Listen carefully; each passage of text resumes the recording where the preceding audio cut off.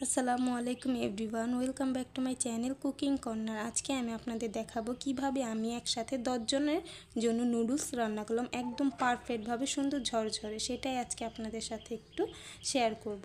তো এখানে প্রথমে আমি টমেটো, কাঁচামরিচ, পেঁয়াজ, ধনেপাতা কেটে নিয়েছি। এখানে নিয়েছি নুডলস। এখানে প্রায় 14 প্যাকেট নুডলস আছে। এখন একটু আলু সিদ্ধ করে আমি এখানে 2টা ছোট ছোট আলু কুচি দিয়েছি। আলুটা সিদ্ধ হয়ে আসলে ওই পানির ভিতরে আমি নুডলসগুলো দিয়ে দিব। পানির ভিতর আমি একটু তেল দিয়ে নিয়েছি যাতে নুডলসগুলো লেগে না যায়। এখন ডিমটাকে ফ্রাই করে নিচ্ছি। প্রথমে তেলের উপর সবগুলো ডিম দিয়ে দিলাম। এখানে আমি 6টা ডিম নিয়েছি। এখন একটু ফ্রাই করে নিব।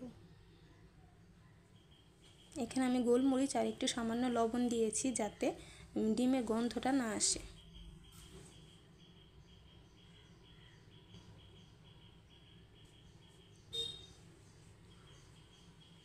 তো এখানে ডিমটা কিন্তু আমার প্রায় ফ্রাই হয়ে এসেছে। এখন আমি নামিয়ে ফেলব।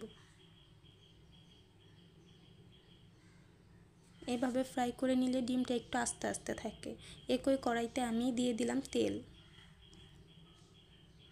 তেলের পরিমাণটা একটু বেশি দিবেন। এখন দিয়ে দিব পেঁয়াজ কুচি, মরিচ কুচি,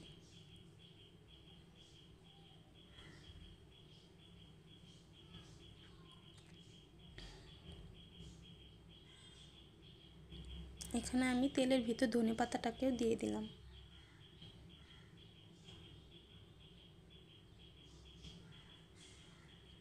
এখন একটু ভাজা ভাজা হয়ে এসেছে। আমি অফ ক্যামেরাতে টমেটো কুচিটা দিয়ে নিয়েছি। এখন দিয়ে দিব হলুদ আর মরিচের গুঁড়ো। মরিচের গুঁড়োটা একটু বেশি পরিমাণ ইউজ করব যাতে নুডলসের কালারটা অনেক সুন্দর আসে। আর এগুলো দিয়ে দিলাম নুডলসের মশলা। সবগুলো দিয়ে এখন একসাথে মিশিয়ে নিব। তো নুডলসটাও দিয়ে দিয়েছি, সেটা দেখাতে পারিনি। এখানে সবগুলো নুডলস দিয়ে অল্প অল্প করে দিয়ে আগে মিশিয়ে নেবেন। এখন দিয়ে দেব ডিম। সেই ফ্রাই করা ডিমগুলো এখন আমি উপরে দিয়ে দিব।